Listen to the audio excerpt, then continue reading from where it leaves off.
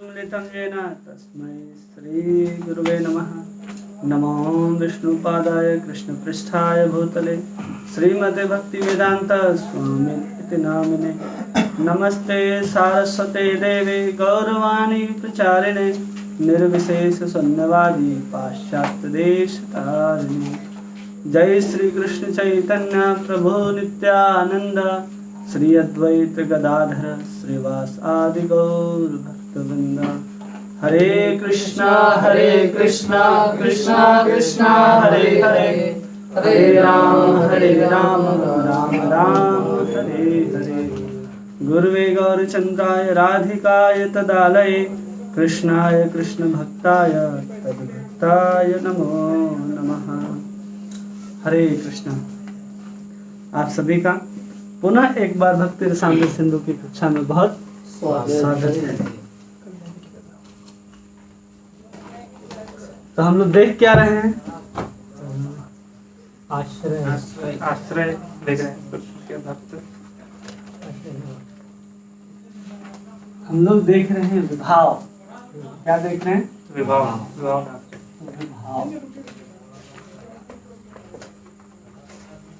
विभाव के दो भाग होते हैं।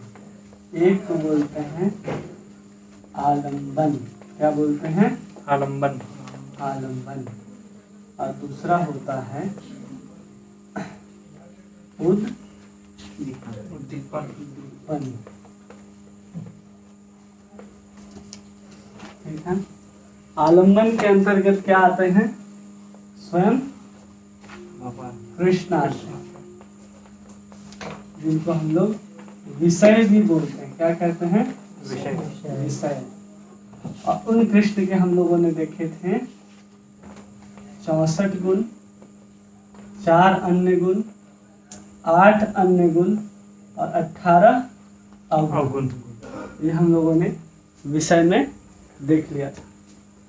अब उसके बाद आलंबन, जब आनंद ले रहे विषय, तो उसके साथ क्या होना चाहिए? उसका आनंद लेने वाला आश्रय। क्या होगा? आश्रय यानी भक्त। आश्रय मतलब भक्त। और भक्त 2 प्रकार के होते हैं। कितने प्रकार के? 2 प्रकार के, जिसको हम लोग अभी एक बार फिर से समझेंगे। हम लोग अभी क्या देखेंगे? आश्रय, अध्याय 25।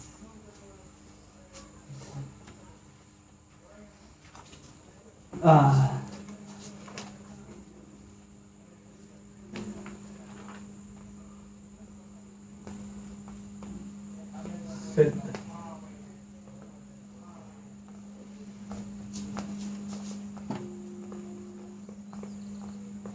नित्य सिद्ध,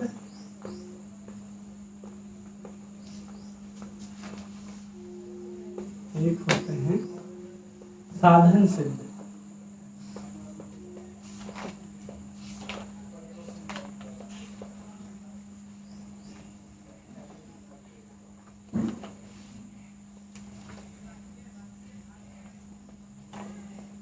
साधन से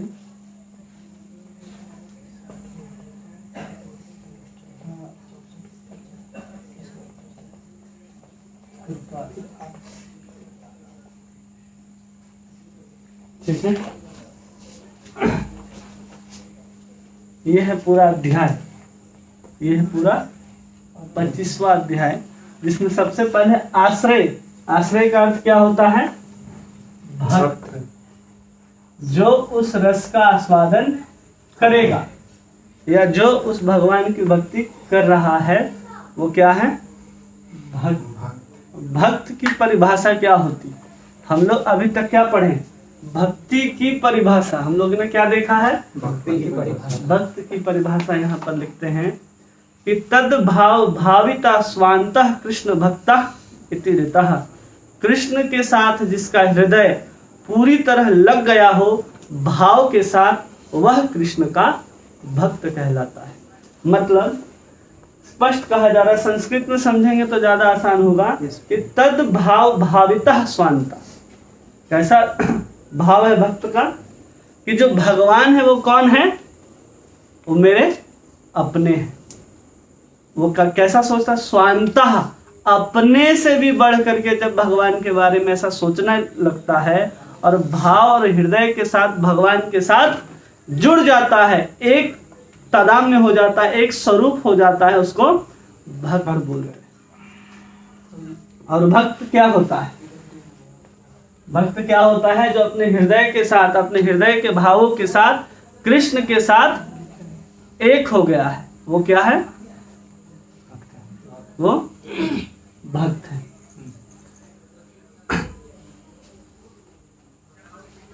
अब उसके बाद बताते हैं कि भक्त दो तरह के होते हैं। कितने तरह के होते हैं? दो तरह के। एक जो सिद्धि को प्राप्त कर चुके हैं और एक तो अभी जो साधन कर रहे हैं। क्या कर रहे हैं? साधन कर रहे हैं।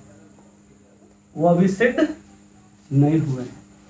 एक है साधन कर रहे हैं, जिसको साधक कहते हैं। क्या कहते हैं? साधक। साधक का अर्थ वो होता है जिसने भगवान के प्रति अपने भाव भक्ति को तो जागृत कर लिया है, लेकिन उसका अनर्थ पूरी तरह से समाप्त नहीं हुआ है। मतलब वो भाव अवस्था में तो जरूर पहुंच गया है, लेकिन प्रेम अवस्था को, सिद्धि की अवस्था को अभी तक प्राप्त नहीं किया है। उसको बोलते हैं साधक।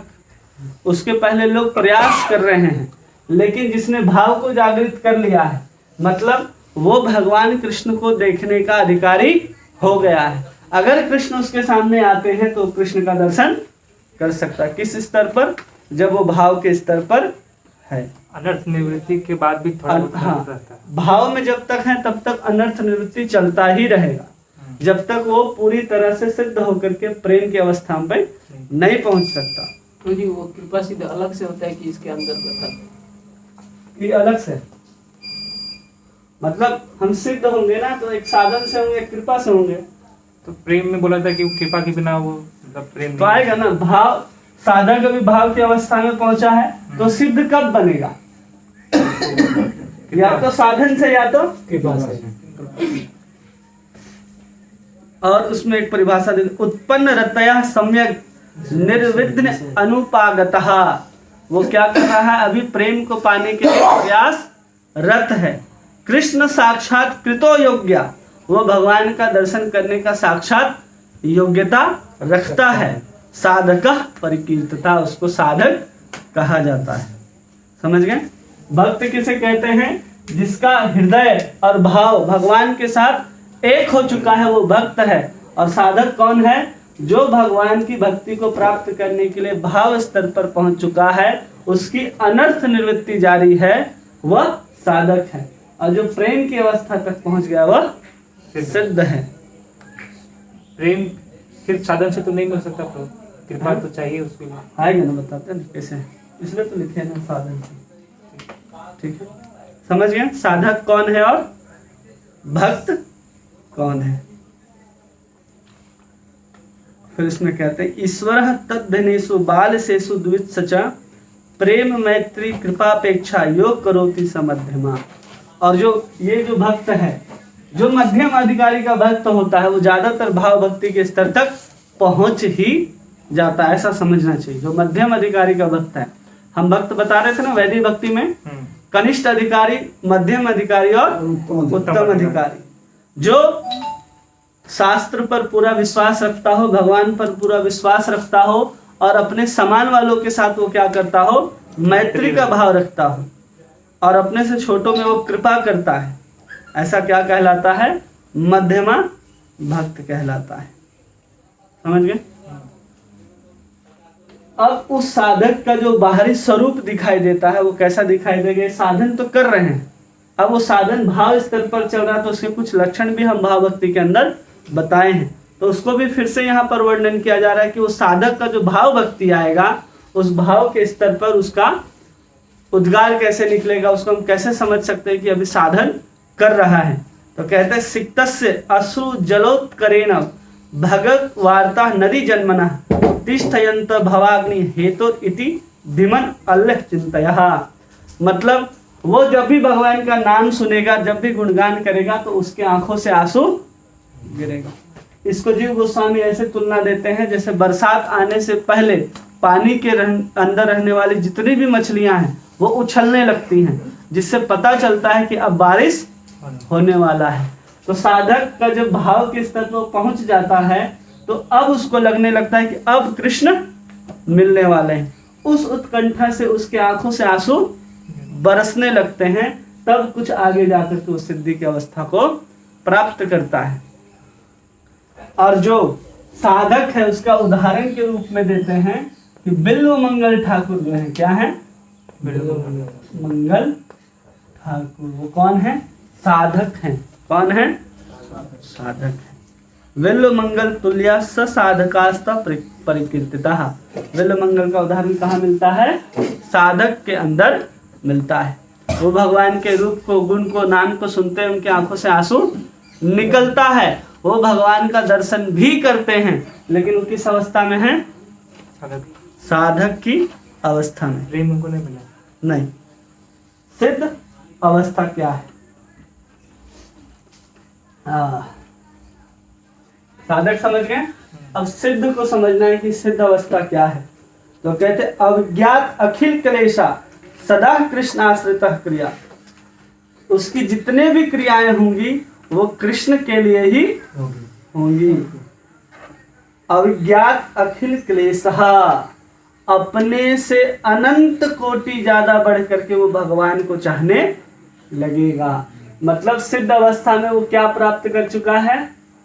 प्रेम को प्राप्त कर चुका है। लेकिन यही प्रेम लाखों गुना हो जाता है, और ये लाखों गुना हो करके जब वो कृष्ण को चाहने लगता है अपने से अधिक, तो वो अवस्था सिद्ध अवस्था कहलाती है। अभी तो हम प्रयास कर रहे कि अब हमको कृष्ण मिले, अब हमको कृष्ण मिले। जैसे ही प्रेम में आएंगे तो प्रेम क्या होगा? लाखों गुना हो जाएगा। तब जाकर के हम कृष्ण को जैसा चाहने लगेंगे, वैसे अवस्था किसकी कही जाती है? सिद्ध जनों की कही जाती है।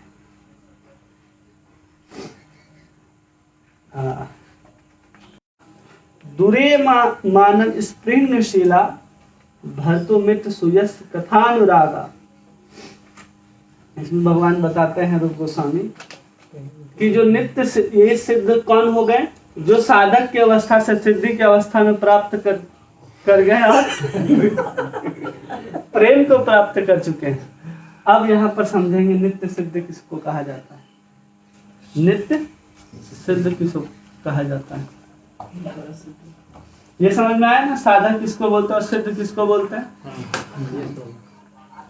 सिद्ध उसको, जैसे कि पहला तो बिन मंगल ठाकुर आ गए साधक, जो कथा वथा को सुन रहे तो उनकी आंखों से आंसू गिर रहा है। और सिद्ध अवस्था में वैसे व्यक्ति हैं जो भगवान की कथा को सुनने से उनके जो श्वास होते हैं वो अवरुद्ध होने लगते हैं, उनके शरीर से पसीना निकलने लगता है, और किसी भी नियम और कानून की ये उपेक्षा नहीं रखते। सबको पार करके ये लोग वैकुंठ जगत में आराम से प्रवेश कर सकते हैं। वो कहलाते हैं सिद्ध अवस्था। ठीक है।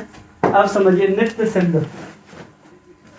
नित्य सिद्ध वो अवस्था है जिसमें आत्म कोटि गुणम कृष्ण प्रेमाणम परमः गता नित्य आनंद गुणा सर्वे नित्य सिद्धा मुकुंदवत।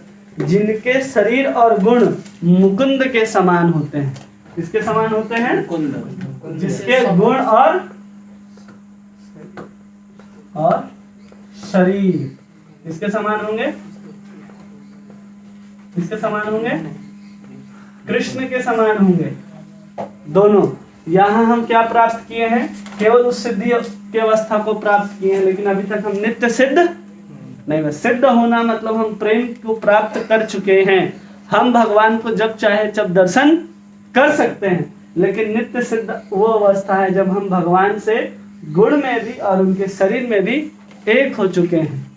अब गुण में यह समझना है कि हमारे अंदर, कृष्ण के अंदर 64 गुणों में प्रथम 55 गुण ही हमारे अंदर आएंगे। सभी 64 गुण हमारे अंदर नहीं आएंगे। और शरीर जो है वो सच्चिदानंद घन होगा। सत्य, चित्त और आनंद। जो नित्य सिद्ध लोग हैं उनमें 55 गुण पाए जाते हैं, और सभी सिद्धियां पाई जाएंगी और उनका शरीर भी कृष्ण के समान ही सुंदर होगा। और वो जब भगवान को चाहेंगे उनकी आसक्ति अपने शरीर से 10 लाख गुना अधिक कृष्ण के प्रति होगी, वो नित्य सिद्ध कहे जाएंगे। कितने? वहां लाखों गुना है, यहाँ 10 लाख सीधा सीधा कहा जा रहा है। 10 लाख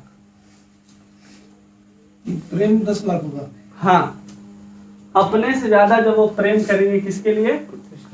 कृष्ण के लिए। 10 लाख गुना अधिक, स्वयं से भी अधिक जब प्रेम करने लगेंगे। कौन? भक्त, जो आश्रय हैं, जो आनंद लेने वाले हैं, वे जब कृष्ण से इतना आसक्त हो जाएंगे तो वो अवस्था नित्य सिद्धों की अवस्था कही जाती है। अभी हम सिद्ध होंगे तो केवल प्रेम पहुंचेंगे, केवल भी प्रेम कितना है यहाँ पर? केवल प्रेम। भाव के बाद हम किस अवस्था को प्राप्त करते हैं? प्रेम। और यही प्रेम की अवस्था क्या कहलाती है? सिद्धि कहलाती है। यहाँ से सिद्ध कब हो गए कि हम भाव से ऊपर आकर के प्रेम में स्थित हो गए। लेकिन सिद्ध के बाद नित्य सिद्ध कब होंगे? जब अपने से 10 लाख गुना अधिक भगवान से हम प्रेम करने लग जाएंगे, तब समझना चाहिए कि हम नित्य सिद्ध हैं। तब हमारा शरीर भगवान के सच्चिद आनंद शरीर के रूप में परिवर्तित हो जाएगा और भगवान के अंदर आने वाले 55 गुणों का समावेश हमारे भीतर देखा जाएगा। उसको कहते हैं प्रेम के बाद सिद्ध होगा ना? नित्य सिद्ध। प्रेम के बाद 100 गुना अधिक होगा तो ना सिद्ध होगा। 10 लाख नहीं तो नित्य सिद्ध है ना। सिद्ध तो केवल यहाँ से यहाँ पहुंच जाएंगे तो आप सिद्ध हो जाएंगे। हाँ, समझ में आया ये? भक्त कौन है, साधक कौन है, सिद्ध कौन है और नित्य सिद्ध कौन है? अब नित्य सिद्ध के विषय में कहा जाता है, पद्म पुराण में वर्णन आता है कि अथ ब्रह्मादि देवानां तथा प्रार्थनया भो आगो तो हम गणः सर्वजतास्तोपि मया सह एते ही यादवः सर्वे मद गणा एव भामिनी सर्वदा मत प्रिया देवी मत तुल्यः गुणशालिनः।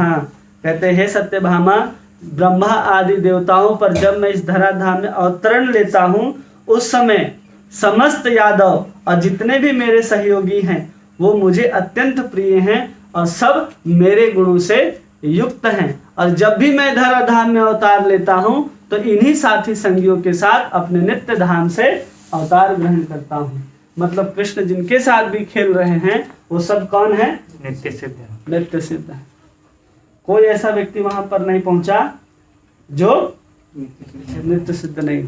और यहाँ भी एक लाइन आखिरी में जीव गोस्वामी लिखते हैं कि ये नित्य सिद्ध जितने भी भगवान के साथ अवतार ग्रहण करते हैं ना, वो अपने आप को नहीं, केवल कृष्ण को ही चाहते हैं। किसको चाहते हैं? अपने आप को भी नहीं चाहते। वो इतने सिद्ध होते हैं जिनको लेकर के कृष्ण भगवान धराधाम में लीला करने के लिए अवतार ग्रहण करते हैं। 10वें स्कंद में कहा गया कि अहो भाग्यम नंद गोप ब्रजोकसाम यन मित्र परमानंद पूर्ण ब्रह्म सनातनम। क्या करें कि कितना भाग्यशाली है नंद महाराज, ग्वाले, ब्रजभूमि, ये सभी निवासी कि उनके सौभाग्य की कोई सीमा नहीं है। परम सत्य आनंद का स्रोत शाश्वत सर्वोच्च ब्रह्म ही उनके साथ आनंद ले रहा है। कौन कहा कहते हैं? 10वें स्कंद में कहा जाता है। किनके लिए? नित्य सिद्धों के लिए वाक्य कहा जा रहा है। कोई जीव नित्य सिद्ध हो सकता है? हो सकता है। ठीक है। और ये क्या है? साधन सिद्ध। नित्य सिद्ध तो बता दिए हम, जितने भी ब्रज से गोलोक वृंदावन में ग्वाल बाल गाय पशु पक्षी जितने भी सब नित्य सिद्ध हैं। साधन से कौन प्राप्त कर सकता है? तो यहाँ वर्णन आता है, साधन से मार्कंडे ऋषि प्राप्त किए हैं सिद्धि को। कौन प्राप्त किया? ये मार्कंडे ऋषि के बारे में प्रहलाद जी बोल रहे हैं भागवत के अंदर।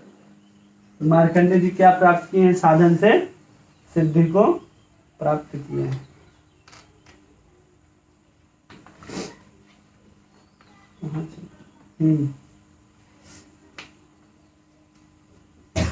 और कृपा से कौन कौन प्राप्त किया है? कल हम स्टोरी सुना रहे थे, उन ब्राह्मण पत्नियों की बात बता रहे थे जिसमें कृष्ण से वो भोजन लेने के लिए पहुंचाने के लिए जाती हैं और कृष्ण की कृपा से उनको कृष्ण का प्रेम प्राप्त होता है। ब्राह्मण पत्नी है। तो यहाँ पर ब्राह्मण पत्नी, ब्राह्मण पत्नी। दूसरा बलि, राजा बलि। राजा बलि को कृपा से सिद्धि प्राप्त हुई और श्री सुखदेव गोस्वामी, ये नोट में है, ये मार्कंडेय ऋषि कैसे प्राप्त किए? साधन से सिद्धि को प्राप्त किए, साधन से सिद्धि को। और बलि, ब्राह्मण पत्नी, सुखदेव गोस्वामी, व्रज की जितने भी गोपियां हैं वो सब कृपा से किसको प्राप्त करती हैं? साधन से। इसी साधन के अंदर आने वाली वो दंडकारण्य के ऋषि भी आएंगे जो भगवान को अपने प्रेमिका के रूप में पाना चाहते हैं, वो साधन सिद्ध गोपियों के रूप में आते हैं। तो एक तो कृपा से मिलेगा, दूसरा साधन से।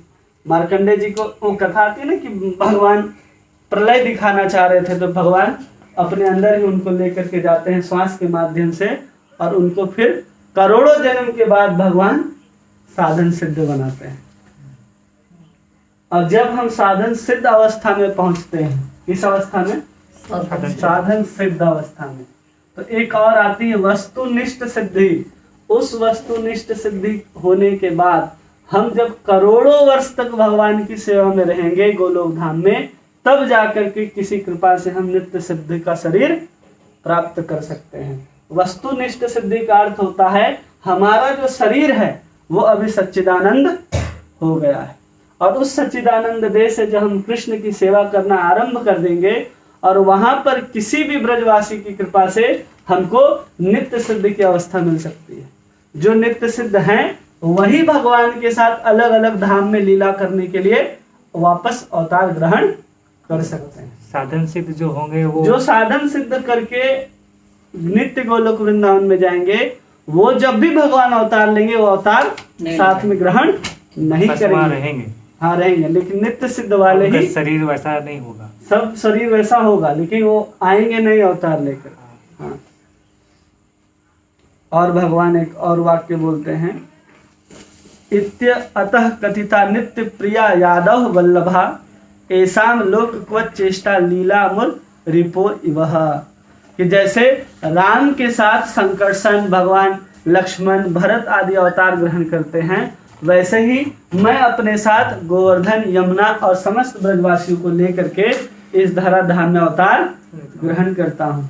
जब मेरा भक्त अवतार लेता है तो मेरी तरह वो भी किसी भी कर्मों से बंधता नहीं है।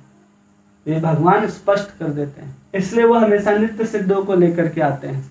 अर्जुन के बारे में कहा जाता है कि अर्जुन कई बार आ चुका है। भगवान भगवत गीता में बताते हैं ना कि मेरा और तुम्हारा जन्म कई बार हो चुका है, लेकिन तुम ये नहीं जानते कि तुम कितने बार कौन कौन से जन्म लिए हो, और मैं सभी जन्मों को जानता हूँ। क्योंकि भगवान हर बार लेकर के आ रहे हैं ना उसी व्यक्ति को, वही जीवात्मा हमेशा क्या बन रहा है? अर्जुन बन रहा है। तब जाकर के भगवान अपनी लीलाओं को संपादित करते हैं।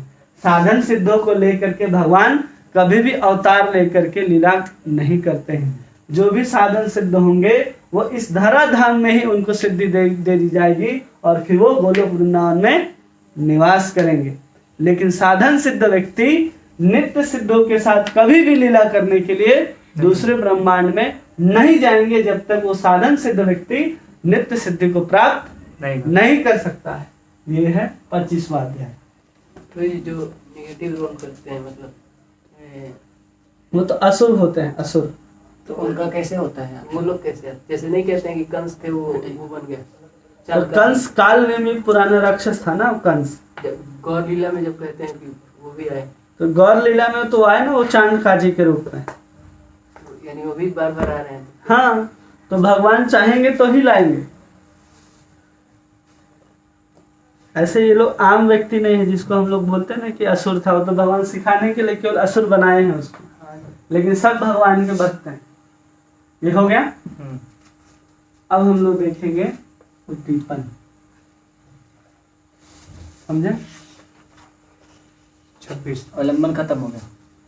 आलम्बन खत्म हो गया, आलम्बन के अंदर विषय खत्म हो गया और आश्रय खत्म हो गया। ठीक है। अब उद्दीपन, इसको मिटाएं, मिटा दो। यस सब लिख लें, ऑनलाइन वाले भी।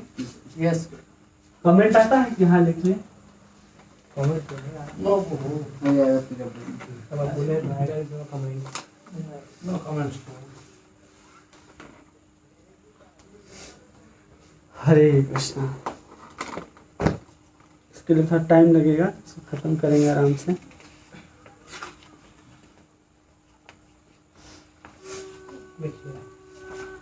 लिख लिए कमेंट आ गया।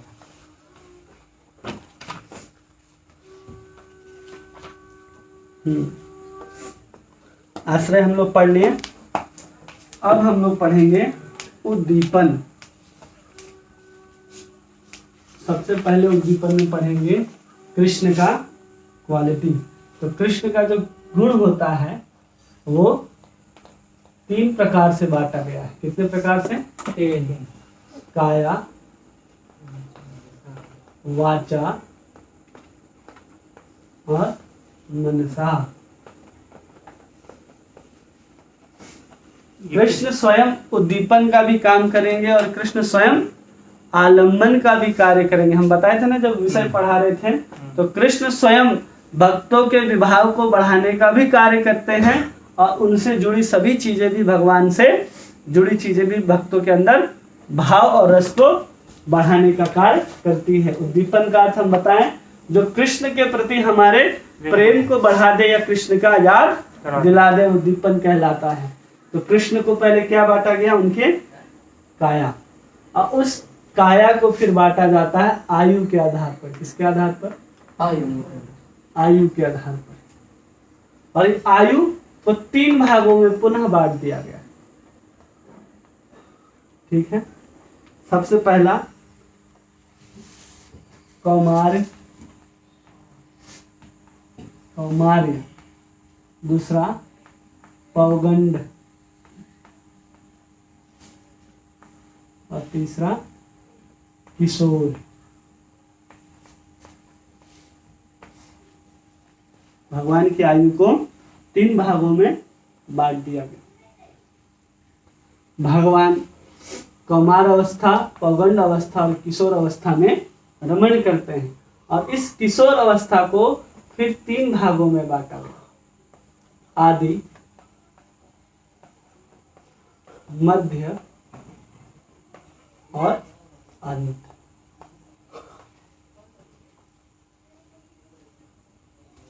ठीक है।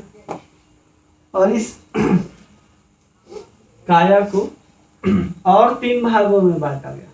पहला, दूसरा उनकी सुंदरता, इसको लिखते हैं सौंदर्य, सौंदर्य।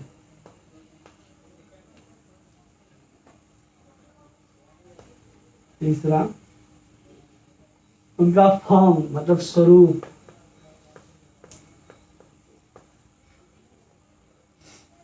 और फिर आएगा उनकी कोमलता।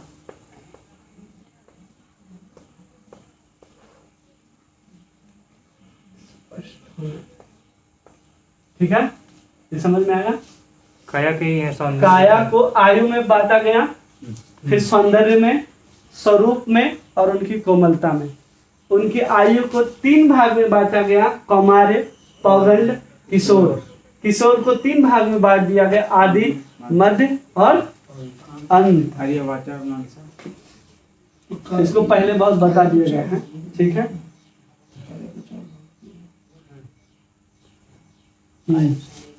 अब उनके चेष्टा जो है, चेष्टा स्वरूप,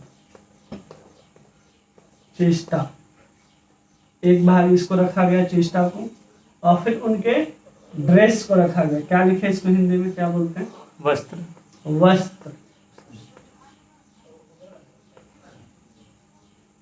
और उनके एसेसरीज, मतलब उनके साथ जो, क्या लिखेंगे इसको?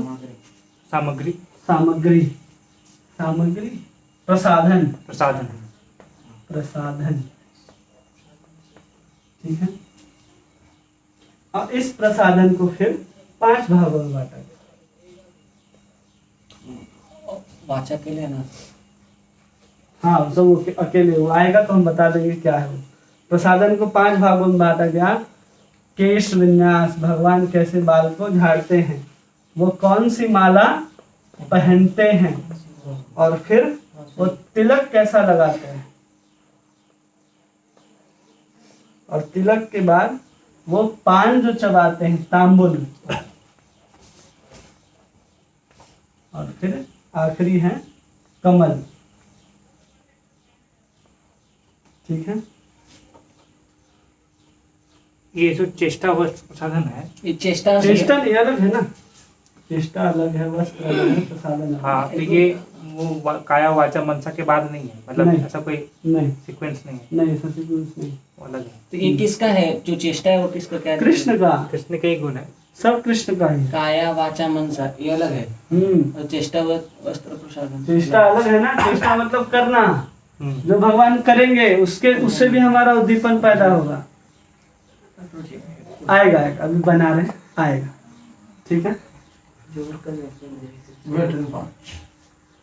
ठीक है। नहीं नहीं है, पहले समझते जाइए फिर आएगा।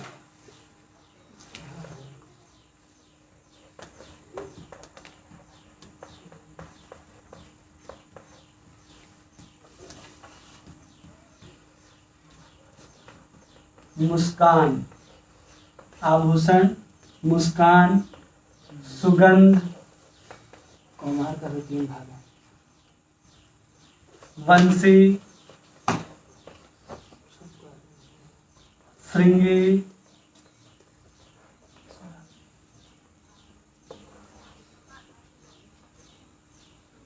पायल,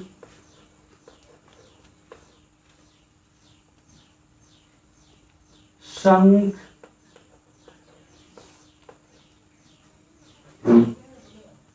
पद चिन्ह,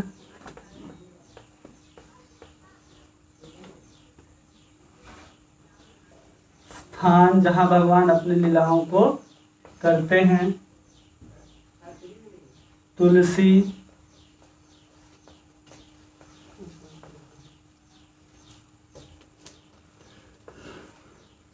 भक्त, इन सब से उद्दीपन होगा। हाँ, और त्योहार की तिथियां, त्योहार, त्योहार तिथि। कुछ बाकी है? नहीं, कुछ बाकी नहीं।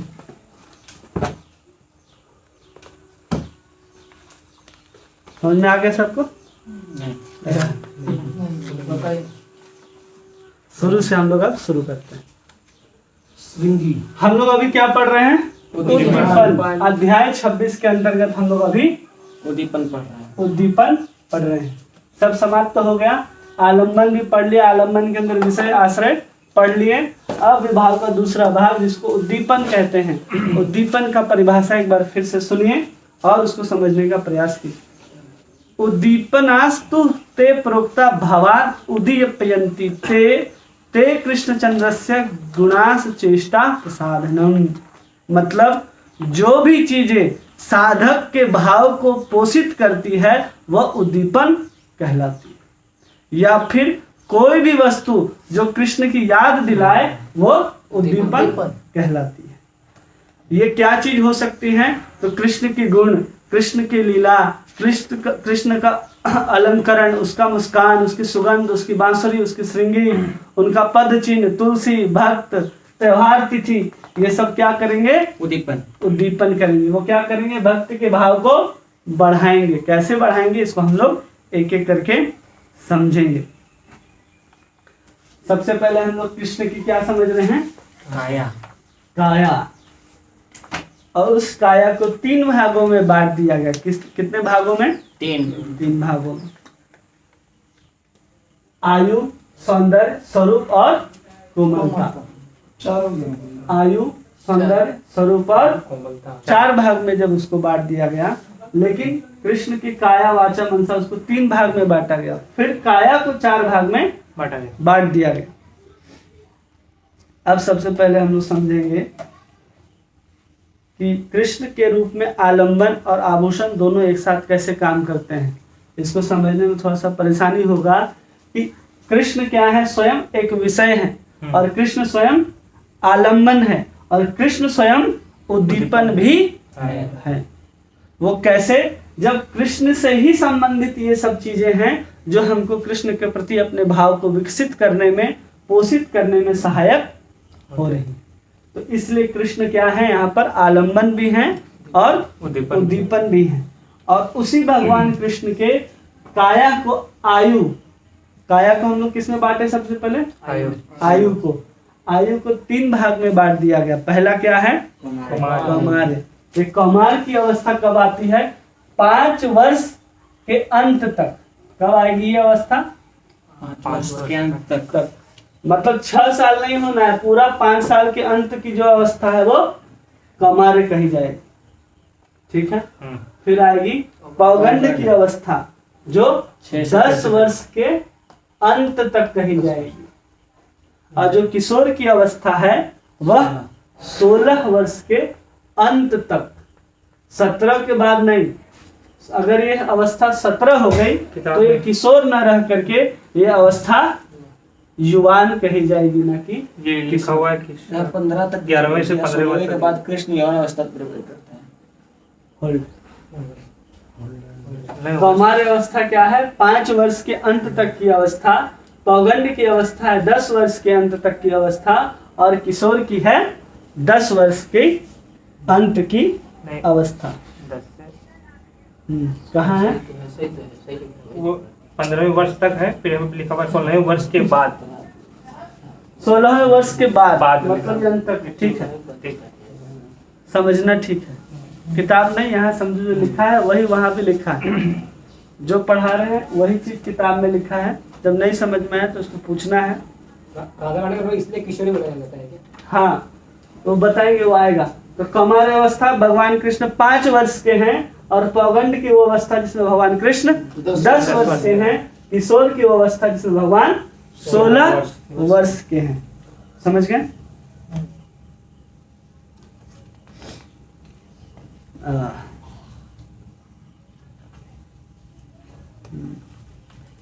अब समझना है कि भगवान के साथ कितने रसों में हम लोग 5 रसों के साथ आनंद लेते हैं। ठीक है। तो कौमार अवस्था में भगवान की कौन सी लीलाओं का आनंद लेंगे सबसे ज्यादा? वात्सल्य रस। किसका? वात्सल्य। जब भगवान 10 वर्ष के हो जाएंगे तो साख्य। अब भगवान जब किशोर के हो जाएंगे तो माधुरी। ये अवस्था है।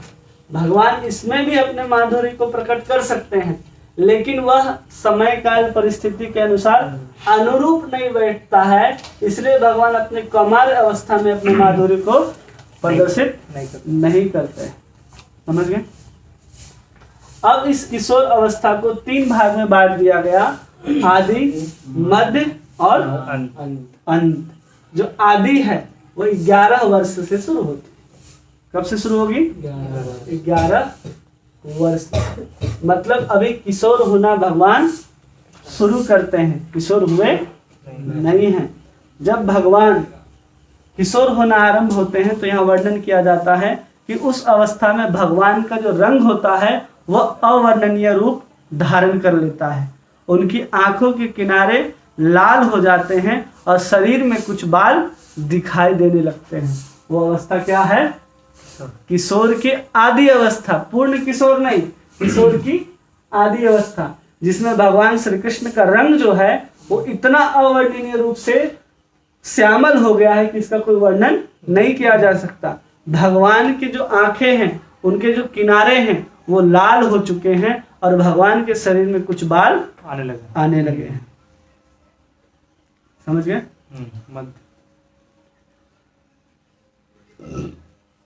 और इसी स्वरूप का वर्णन करते हुए यहाँ पर कहते हैं 10वें स्कंद में कि वरहा पीड़म नटवर वपु कर्णयो कर्णिकारम विभ्रद वासः कनक कपीसम वै जयंतीम चमालम रंध्रान वेणु अधर सुधया पूरयन गोप वृंदे वृंदावरण्यम स्वपाद रमणम प्राविशद गीत कीर्ति।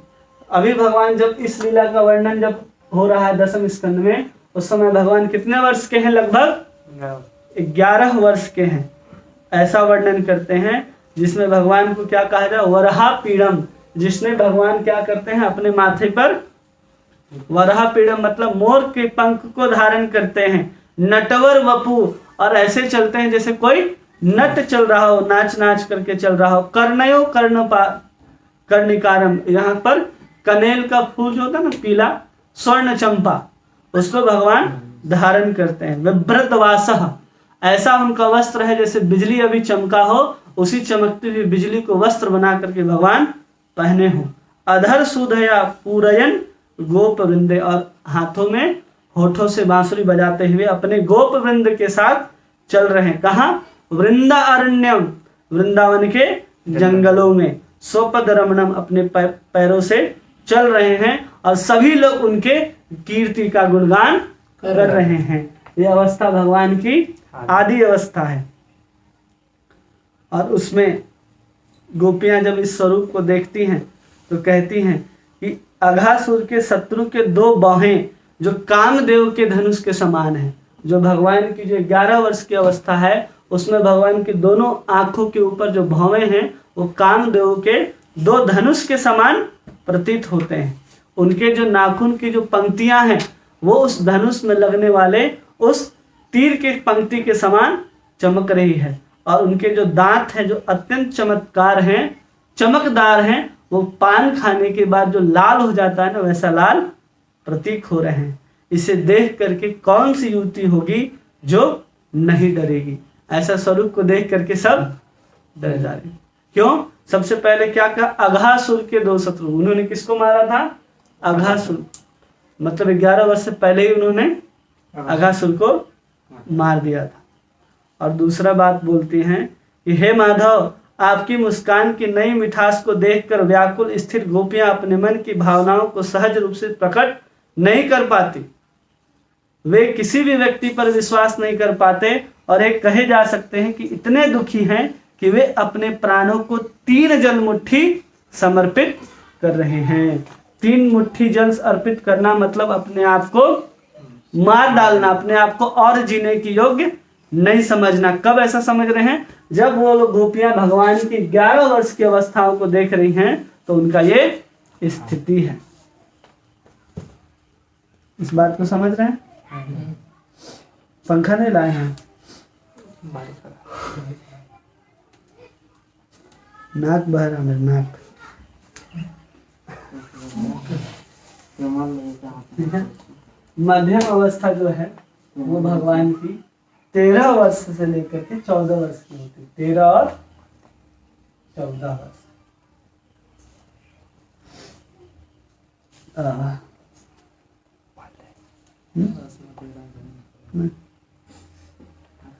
13 से 14 वर्ष की वो अवस्था होती है जब भगवान किशोर अवस्था के उस मध्य स्वरूप में पहुंच जाते हैं। वो स्वरूप, वो अवस्था कैसी, उस समय भगवान का क्या स्वरूप होगा?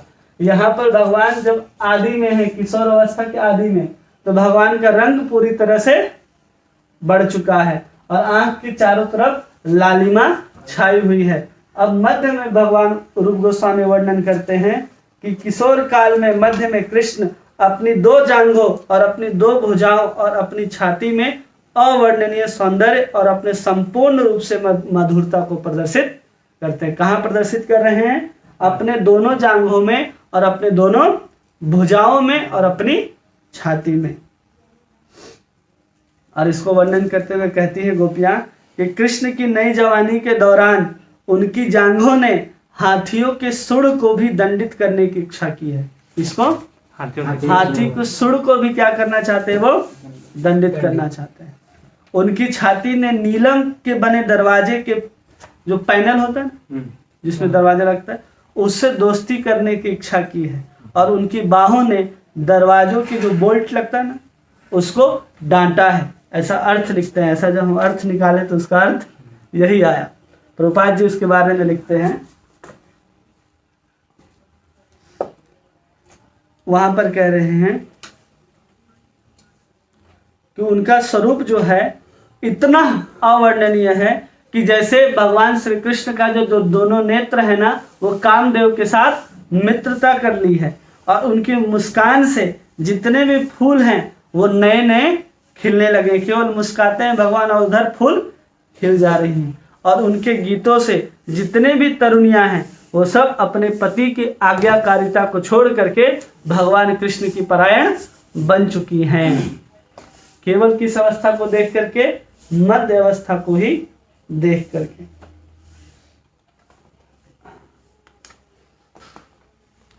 इसको संस्कृत में पढ़ते हैं।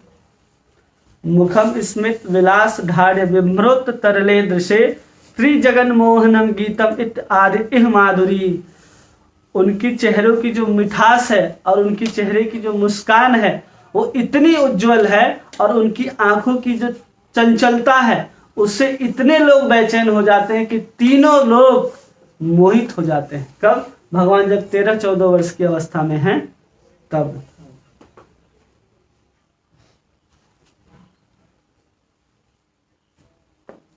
ये समझ में आया?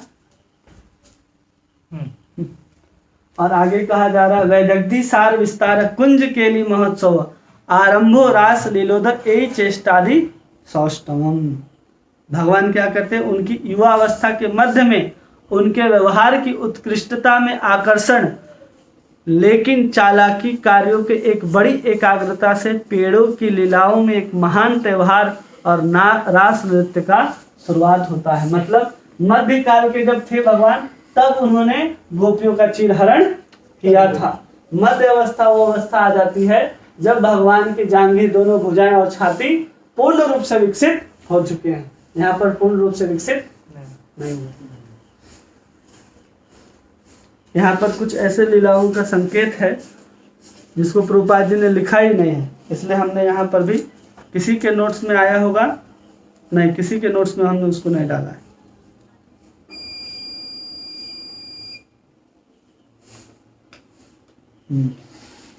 और आखिरी अवस्था क्या है भगवान की?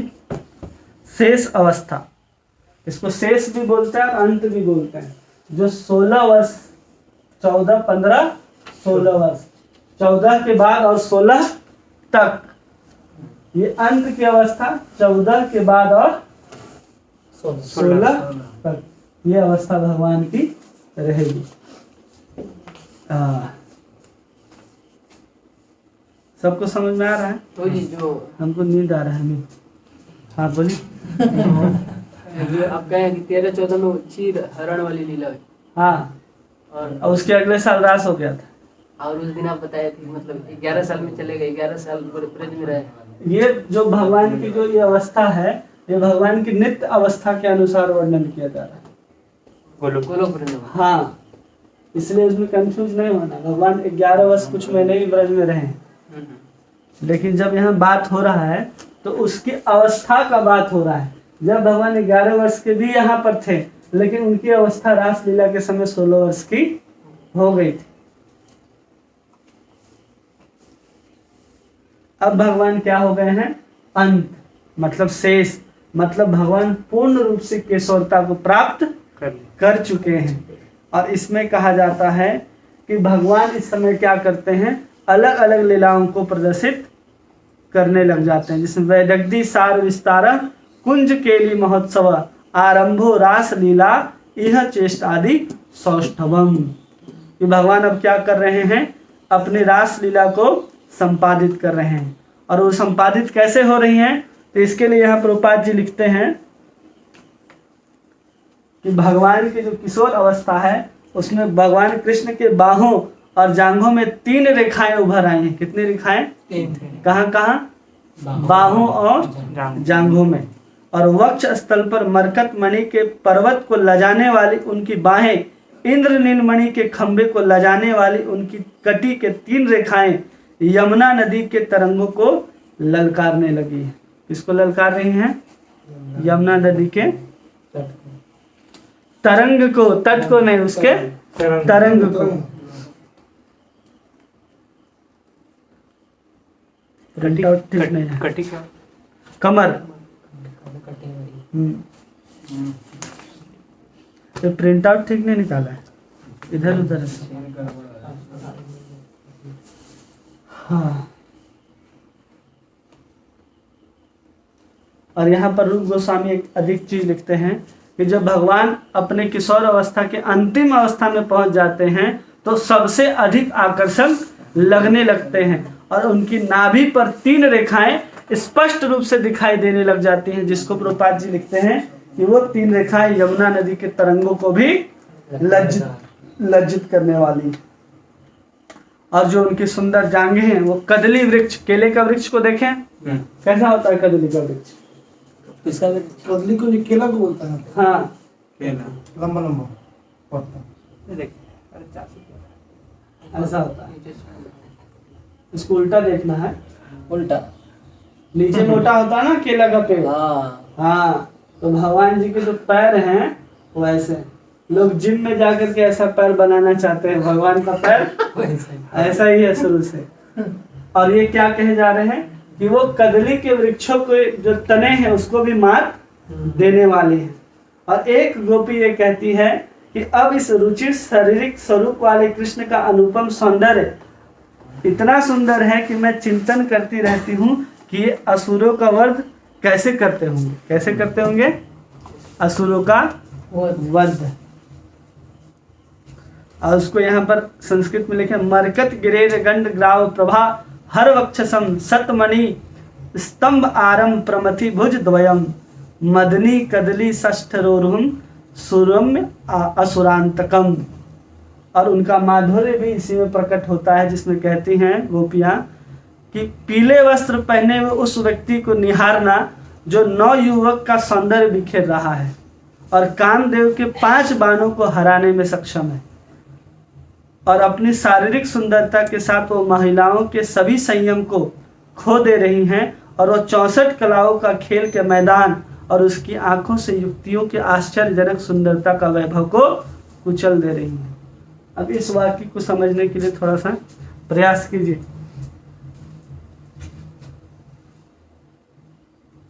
ये समझ में आ जाएगा तो सब खत्म समझ में आएगा, सब आराम से समझेंगे। अंत क्या है भगवान का? कि अब 16 वर्ष की अवस्था है और वहां पर भगवान कृष्ण के शरीर में जो जांघें हैं वो कैसे हो गई हैं? कदली वृक्ष के समान। उसकी जो भुजाएं हैं वो कैसी हो गई हैं? अंत कहलाता है। अब उसके अंदर रूप गोस्वामी कहते हैं कि विधुनोति विधुधृतम वर्कला विलास्यम पदः अंग अंचल चमत्कृत छपित खर्जिटम दई। संस्कृत सुनने कोई लाभ नहीं है। 5 1 2 3 4 5 इसको हम लिखे हैं। हाँ देखिए, 5 वाण। पहला क्या है? संधि,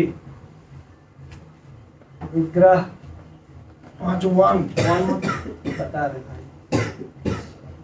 वाण यान, आसन, द्वैध, आश्रय।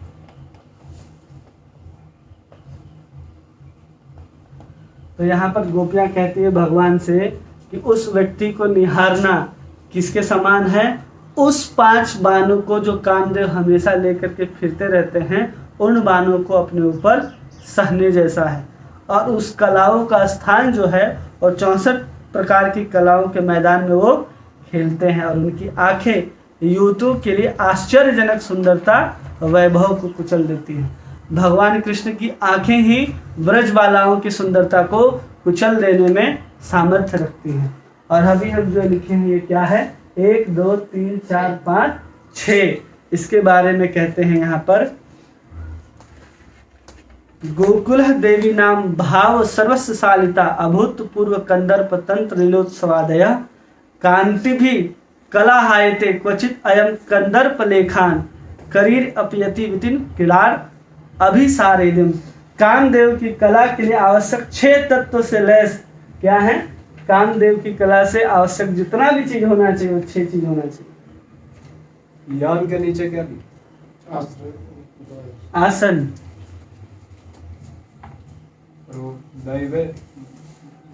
एक मिनट भाई।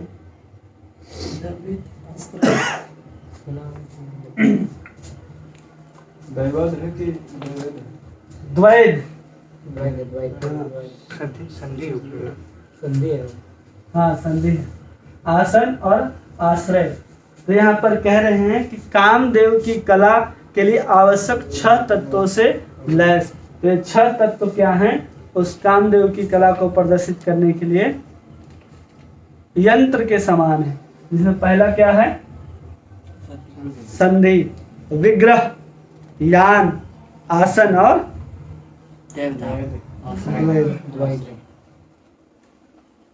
संधि। संधि का अर्थ होता है अपने संदेश को किसी की भी माध्यम से अपने विषय तक पहुंचाना। तो तोते के माध्यम से कोई पत्र को भेजता है। यान हो गया तोता, संधि करना है कृष्ण के साथ, और विग्रह हो गया वो तोता जिसके माध्यम से हम उसको भेजने वाले हैं। जिस स्थान में हमको क्या करना है? मिलन करना है, उस स्थान का नाम, और किस स्थान पर उस मतभेद को हल करना है वो दुविधा हो गया। और दूसरी गोपी के साथ एकजुट होकर के जिसकी सहायता से ये काम किया जाएगा वो आश्रय हो गया। इसको जब आगे हम लोग उज्ज्वल नीलमणि पढ़ेंगे तो इसको समझने का प्रयास करेंगे। पहले इतना ही समझना था। फिर से एक बार रिपीट हाँ, संधि, विग्रह, यान, आसन, द्वेधा और आश्रय। यहाँ पर गोपियां कह रही हैं भगवान कृष्ण से कि कामदेव के जितने भी 6 तत्व होते हैं उससे लैस होकर के जो राज्य शासन करते हैं, और अपनी प्रिय स्त्रियों से जब झगड़ा हो जाता है तो उस झगड़े को सुलझाने के लिए किसी व्यक्ति के साथ मिल करके जो पत्र भेजते हैं संधि के लिए, वो क्या कहलाएगा? संधि। और जिसके माध्यम से भेजते हैं विग्रह, और जो यान जो जिसके माध्यम से जाएगा वो यान, और जिसके लिए भेजा जाएगा वो विग्रह कहा जाएगा। और दूसरी जगह जो मनोरंजन करने के लिए उत्सुक है, आसन कहा जाएगा। और उस झगड़ा को सुलझाने का जो उस पत्र में वाक्य लिखे हैं वो द्वेधा कहा जाएगा। और जिसके आश्रय लेकर के वो पत्र को भेजा जा रहा है वो आश्रय कहा जाएगा। इसको इसलिए अभी समझ लीजिए कि आया था तो उसको बता दिया गया। उसको यहाँ प्रभुपाद जी कैसे लिखते हैं? प्रभुपाद जी लिखते हैं अनुनय, कला, अभिसार, निकट, बैठना, वियोग और संधि। वही चीज वहां समझाएं। यहाँ प्रभुपाद जी समझाए ज्यादा आसान से समझ में आ रहा है। देखिए सबसे पहले क्या है? अनुनय। वहां पर संधि है। तो गोपियों की शरण जाने को संधि करते हैं। अगर गोपियों की शरण में जाता है कोई व्यक्ति, अगर कृष्ण से मिलना है तो कहाँ जाना पड़ेगा? गोपी। तो ये क्या हो गई? संधि।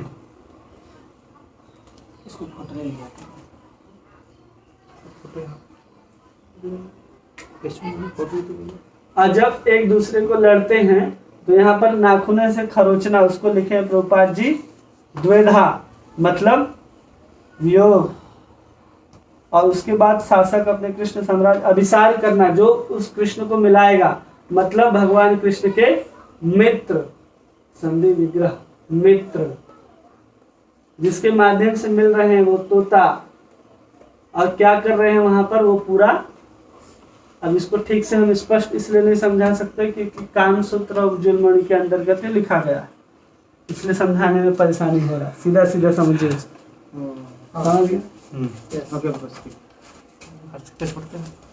इसको कर देता है, ज्यादा नहीं।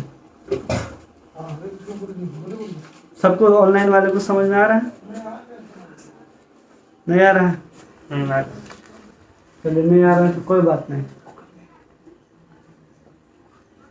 ये हम लोग क्या देख रहे थे? भगवान कृष्ण का आयु को कौमार, पवन और किशोर अवस्था में बांटा गया। कौमार 5 वर्ष के अंत तक की अवस्था कहलाती है, जिसमें वात्सल्य रस सबसे अधिक बाहर आता है। पवन अवस्था भगवान की 10 वर्ष की अवस्था है, जिसमें भगवान सखा को बनाते हैं। किशोर अवस्था को पुनः 3 भाग में बांट दिया गया, आदि, मध्य और शेष या फिर अंत। आदि 11 वर्ष से शुरू होती है और 13 वर्ष तक चलती है। मध्य अवस्था 13 वर्ष से 14 वर्ष, और 14 वर्ष से जो 16 वर्ष की अवस्था आती है वो अंत की अवस्था आती है, जिसको श्रेष्ठ भी कहा जाता है, जिसमें भगवान श्री कृष्ण के सभी गुण निकल करके बाहर आते हैं। इसी किशोर अवस्था में भगवान सबसे आनंददायक होते हैं। भगवान की अनेक अनेक लीलाएं हैं जिसको यहाँ पर लिखा गया है। इसमें कुछ लीलाओं को हम देख लेते हैं।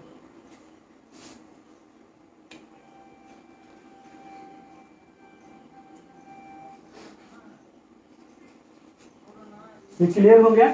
और जब गोपियां वर्णन करती है कि भगवान को देख करके उनका हालत क्या है, तो हमने बताया वरहा पीड़म नटवर बपू, ये अवस्था यहाँ पर है जहाँ पर भगवान श्री कृष्ण का जो रंग है, जो लावण्य है, वो पूर्ण रूप से निखर करके बाहर आता है। आंखों के चारों तरफ लालिमा दिखाई देती है। मध्य अवस्था में भगवान श्री कृष्ण के जो बाहें हैं, जो भुजाएं हैं, वो पूर्ण रूप से विकसित हो जाती हैं। और अंत अवस्था में भुजा, बाँ, छाती और नाभि के ऊपर 3 रेखाएं दिखाई देने लगती हैं। तो उस अवस्था में भगवान पूर्ण किशोर अवस्था को प्राप्त कर चुके होते हैं। इसी अवस्था में भगवान क्या करते हैं, अपने रास आदि को संपादित करते हैं। ठीक है, अब हम लोग समझेंगे सौंदर्य। सौंदर्य क्या होता है? आयु तो समझ गए क्या होता है, उसको बाद में समझिए क्या है सौंदर्य। सौंदर्य का परिभाषा लिखते हैं कि भवेत् सौंदर्यम अंगानाम सन्निवेशो यथोचितम, मतलब अंगों को सबसे उपयुक्त तरीके से व्यवस्थित करना सौंदर्य कहलाता है।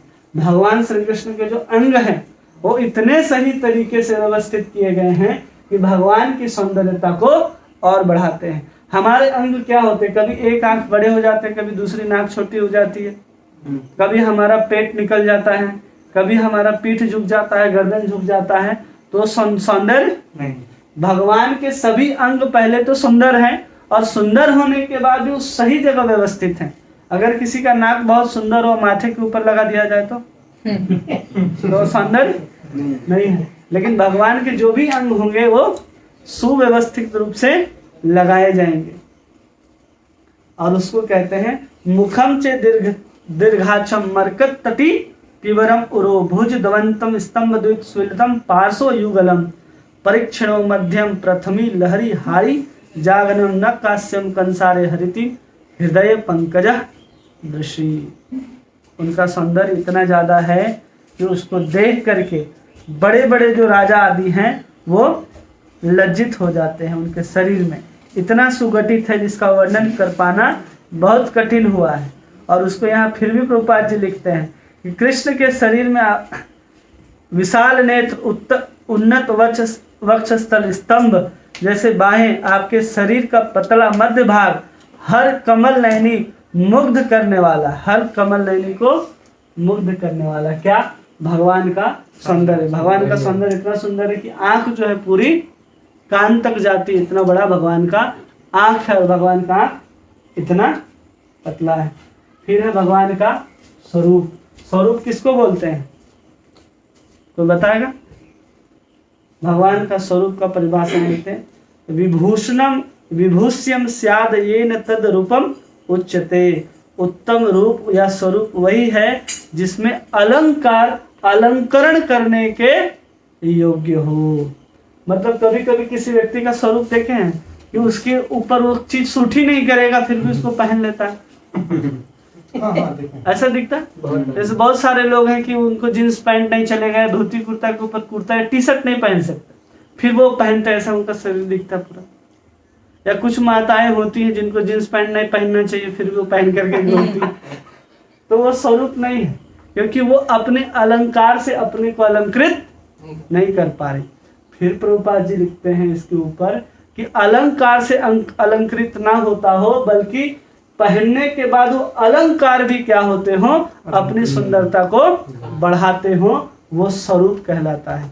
उसको प्रभुपाद जी लिखते हैं कृष्ण के शरीर के आभूषण वास्तव में उनके सौंदर्य को बढ़ाने वाले नहीं अपितु तो कृष्ण के कारण आभूषण स्वयं सुंदर हो जाते हैं, उसको स्वरूप कहते हैं।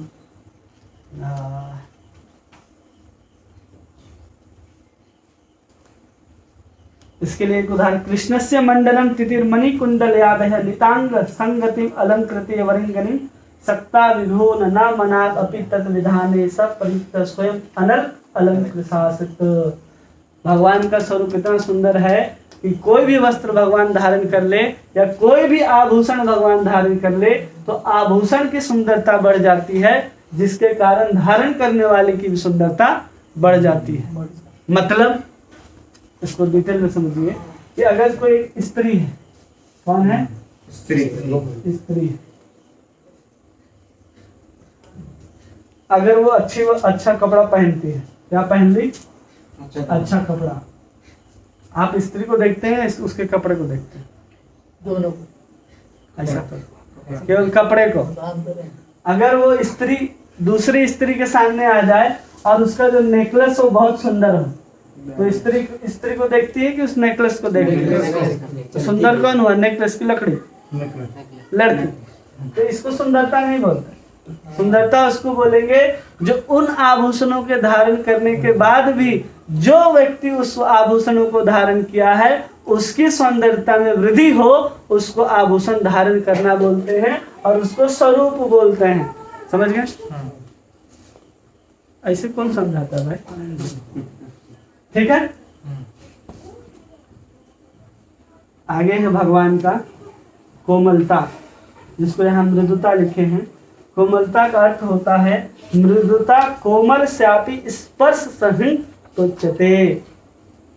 कोमलता का अर्थ होता है इतना कोमल होना कि कोमल को छूना भी असहनीय हो जाए। कैसा हो जाए? असहनीय हो जाए। भगवान इतने कोमल हैं। कितने कोमल हैं कि भगवान को अगर कमल के पत्तों से भी छू दिया जाए तो जिस स्थान पर, जिस अंग के ऊपर स्पर्श किया जाता है वहां की अंग कांति बदल जाती है। इसको यहाँ लिखा गया है अह नवाम्बुद कांतिर अमुष्य सुकुमारता कुमारस्य अपि नव पल्लव संगात अंगानाम अपरज्य सयंती। मतलब नए नए कोमल जो पत्ते उगते हैं ना, जैसे आम का पत्ता आम की डाली के ऊपर आता है तो शुरू में लाल रहता है, उसी लाल पत्ते से अगर कृष्ण के अंगों को स्पर्श कर दिया जाए तो भगवान के जिस अंग में, जिस स्थान पर उस पत्ते के द्वारा स्पर्श होगा वो स्थान अपना रंग बदल देगा। जैसे हम किसी बच्चे को बहुत जोर से गाल पर मारते हैं तो उसका सफेद गाल लाल हो जाता है, लेकिन जोर से, लेकिन कृष्ण के साथ वैसा छूने मात्र से उनका रंग बदल जाएगा। भगवान का स्वरूप इतना कोमल है। समझ में आया? उसके बाद गोपियां यही देख करके सोचती हैं कि भगवान अगर जंगल में गए हैं गायों को लेकर के और ऊपर से खाली पैर गए हैं तो जितने भी कांटे होंगे वो भगवान के कोमल चरणों पर गड़ते होंगे। इसी कोमलता का ध्यान करके गोपी गीत के आखिरी श्लोक में कहती हैं कि आपके चरण कमल इतने कोमल हैं कि हम उसे अपने स्तन पर धारण करने से भी संकोच करती हैं। यह है भगवान की कोमलता। ठीक है, जल्दी जल्दी किया जाए, टाइम होने दीजिए, इसको खत्म होने दीजिए, बहुत लंबा है। ठीक है, ये हम लोग को समझ में आ गया आयु क्या, सौंदर्य क्या, स्वरूप क्या है। अब मनसा और वाचा क्या है? मनसा और वाचा। भगवान कैसा बोलते हैं, भगवान का कितना बुद्धि है, तो भगवान के जब हम 64 गुणों का वर्णन कर रहे थे तो वहां पर पूरा हो चुका है। ठीक है, भगवान की चेष्टा क्या है, भगवान जो भी चेष्टा करते हैं, मतलब रास लीला करते हैं, असुर को मारते हैं, माखन चोरी लीला करते हैं, वो सब चेष्टा के अंतर्गत आ गया। उस चेष्टा के कारण भी हम क्या करते हैं, अपने आप को भगवान के प्रेम में लगाते हैं। हम पढ़ा रहे हैं आपको उद्दीपन, ये तो समझ लिए, लेकिन इसकी उद्दीपन को आप लोग नहीं समझे थे। और फिर से समझ लीजिए कि भगवान जब आदि अवस्था में आते हैं तो जितने भी गोपियां हैं उसको देख करके मोहित हो जाती हैं। दूसरे अवस्था में गोपियां क्या करती हैं, अपने ऊपर प्राण हानि का दावा कर देती कि अब हम अपने प्राण को नहीं रख सकती। और अंत अवस्था मतलब किशोर अवस्था को पूर्णतः रूप से प्राप्त कर लेते हैं जब भगवान, तब गोपियां चाहती हैं कि हम अपने पतिव्रत धर्म को छोड़ करके कृष्ण के ही साथ निवास करें और संग करें। तो ये अवस्था पूर्ण है, पूर्णतम है और पूर्णतम, पूर्णतर और पूर्णतम, ऐसी अवस्था है। इसको देख करके गोपियों के अंदर कृष्ण से मिलन का जो भाव है वो धीरे धीरे बढ़ रहा है, इसलिए आयु के अवस्था में बांटा गया। भगवान के सौंदर्य को देख करके गोपियां मोहित हो जाती हैं, इसलिए इसको उद्दीपन कहा गया। भगवान का स्वरूप इतना सुंदर है कि कुछ भी धारण कर ले तो गोपियों को लगता है कि देखो कितना सुंदर वस्त्र आदि धारण करके मेरे ओर चले आ रहे हैं।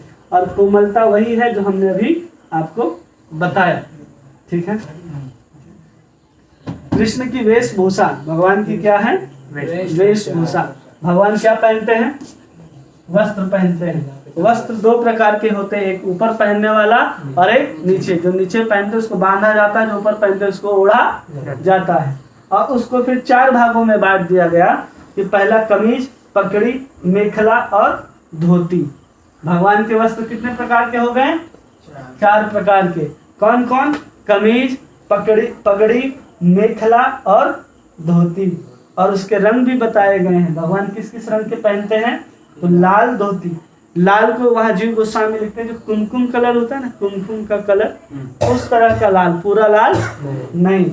और पीली कमीज पहनते हैं और नारंगी रंग की पगड़ी बांधते हैं। कहाँ? ब्रिज के अंदर। मेखला समझते जो भगवान के लिए बांधा जाता है, बच्चे लोग को नूपुर बांधा जाता है, उसको मेखला बोलते हैं। मेखला प्रभुपाद जी की किताब में आपको मिलेगा, मेखला। कमर में बांधते हैं। कमर में जो बात है। हाँ। प्रसाधनम चतुष्कम अकल्पन केशवन्यास। ठीक है। ये हो गए भगवान के वस्त्र। प्रसाधन का मतलब क्या होता है कि जो भी चीज भगवान को सजाने में काम आएंगे वो सब क्या आ गए? प्रसाधन। उस प्रसाधन को हम लोग ऐसे समझते हैं कि भगवान सबसे पहले क्या करने वाले हैं? केश विन्यास करने वाले हैं। तो भगवान अपने केश को कैसे बांधते हैं? तो कैसे जूड़ा बनाया जाता? माताएं जूड़ा बनाते हैं, तो भगवान कृष्ण उस तरह से जूड़ा बनाते हैं। और उस जूड़ा को बना करके उसमें अलग अलग कर्टन्स काट करके उसको सजाया जाता है, जिसको हम लोग पगड़ी बोलते हैं ना। जो एक ही कलर के भगवान को मानते हैं, वो अलग अलग रंगों का पगड़ी होता है। और कैसे बांधते हैं? तो यहाँ कहा गया है कि स्याज जुट कवरो जूड़ा वेनी चकच बंधना पांडुर कुबेर पित इति आलेप त्रिधा मतः। 3 प्रकार से भगवान अपने बालों को बांधते हैं। पहला, बालों को बांधने में गर्दन के पीछे वाला बाल को बांधा जाता है पहले, और फिर उस बाल में फूल बांधे जाते हैं, और उस बालों में से एक में चोटी की जाती है और दूसरा हिस्सा बांध दिया जाता है, और उसमें बहुत रंग के लाल पीले कपड़े लगाए जाते हैं। ऐसे 3 प्रकार के भगवान के केशों का विन्यास होता है, तब भगवान की पगड़ी बंधती है। समझ गए? ये कितने प्रकार से बांधे भगवान? 3 प्रकार से। और भगवान का माला भी 3 प्रकार का होता है। कितने प्रकार का? 3 प्रकार का होता है। माला त्रिधा वैजयंती रत्न माला वन ब्रजहा। पहला वैजयंती माला, वैजयंती, फिर रत्न माला और फिर वन माला। भगवान 3 तरह का माला को धारण करते। वैजयंती जिसमें 5 रंगों का फूल होता है, रत्न माला अर्थात सोने चांदी का आभूषण, और वन माला मतलब वनों में पाए जाने वाले फूलों से गुथा हुआ माला भगवान धारण करते हैं। और भगवान जो तिलक लगाते हैं वो शरीर पे सफेद तिलक लगाते हैं, पीला तिलक लगाते हैं और लाल तिलक लगाते हैं। और आकृति मछलियों की बनाई जाती है जब भगवान तिलक लगाते हैं। और वो तिलक का रंग कितने कलर का होता है? 3 कलर का, लाल, पीला और सफेद। और ये तीन ही रंग से जो भगवान को सजाने वाले हैं वो उन्हीं तिलक को मिला मिलाकर अनेक रंगों में परिवर्तित करते रहते हैं। लाल, पीला और सफेद, ये तीनों कलर होते हैं। इन तीनों को अलग अलग आकृति में लगाते हैं। भगवान फिर आखिरी में क्या खा रहे हैं? तांबुल। भगवान क्या खा रहे हैं? तांबुल। इसकी सुंदरता को वर्णन करते हुए प्रभुपाद जी लिखते हैं कि उनके चेहरे का चंद्रमा सुपारी एक निर्दोष केस के साथ चमकता है, और उनकी उठी हुई छाती पर पीली माला टिकी हुई है। अपने माथे पर दीप्तिमान तिलक पहनते हैं। उनका बारीक पिसे हुए केसर के मलम से बने डिजाइनों के आकर्षण हो जाता है। आज काले शरीर वाले का आकर्षण माधव मेरी आंखों को आनंद दे रहा है। सब कुछ लिखते हैं इधर। एक गोपी में सखी को संबोधित करके कृष्ण के स्वरूप की प्रशंसा करने लगी। श्यामल वर्ण, पान खाने के लाल वर्ण, श्री कृष्ण भगवान ने भगवान समझ गए? तो ये सब मिलाकर के क्या होगा, भगवान का श्रृंगार हुआ। केश, माला, तिलक, तांबुल, वस्त्र और प्रसाधन। और कमल क्या है, कभी भगवान हाथ में लेते हैं और कभी उनके सजा दिया जाता है उनके शरीर में। तो उसी को देख करके क्या रहते, किरीट, कुंडल, हार, चार परिधान, केशबंद, अंगूठी, नूपुर, वंशी, ये सब कृष्ण के विविध आभूषण है। और मोतियों की माला, हीरो की माला, जरीदार वस्त्र, सुंदर अंगूठी पहन करके कृष्ण अतीव सुंदर लगते हैं। और वनमाला हम समझा दिए, 3 प्रकार के वनमाला भगवान धारण करते हैं। जब भगवान उस तरह से जब धारण करते हैं, जब मोर पंख लगाते हैं भगवान और पगड़ी बांधते हैं, तो अतिशय आकर्षित लगते हैं समस्त गोपियों को, कि उनकी पगड़ी में जो बंधा होता है अलग अलग रंगों का कपड़ा, वो अलग अलग भावों को प्रदर्शित करता है। जो माला है, जब वैजयंती माला कब पहनते हैं भगवान, रत्न माला कब पहनते हैं, वन माला, इसको उज्जवल नीलमणि में हम लोग समझ सकते हैं। तिलक किस कलर का कब होगा, तो भगवान का भाव क्या है उस समय, वो भाव अलग होगा। भगवान के पान के अंदर अगर लालिमा कत्था अधिक है, तो उस समय गोपियों का भाव क्या है, उसको समझने के लिए आपको उज्जवल नीलमणि पढ़ना होगा। ठीक है, नेक्स्ट कोर्स हो रहा है। तो क्यों हो रहा है उसका अलग अलग एक स्टोरी है। मंडनम के फूल, अखंड निर्वाण कुसुम,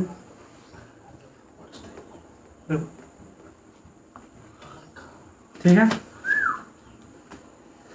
और भगवान उसके सारे स्वरूप को मिलाकर के बिल्व मंगल ठाकुर स्तुति करते, अखंड निर्वाण रस प्रभोर, विखंड तासोस रसन तारणी, अनंत आनंद सुधर्ण स्मंतानी।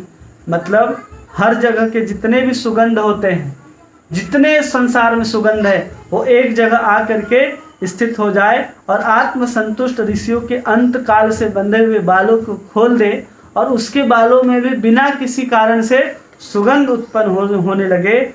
ऐसा लगता है कि सुगंध का एक निर्दोष सागर ग्रहण के अवसर पर स्वयं कुरुक्षेत्र में आ गया है। जब भगवान ऐसे तिलक उलक लगा करके पहुंचते हैं, सुंदर सुगंध के साथ परिभूषित होकर के, तो वहाँ बिल्व मंगल ठाकुर जी लिखते हैं कि जैसे हजारों साल से ऋषियों का पगड़ी जूट जो है वो बंधा रहता है, जिसमें दुर्गंध आती है।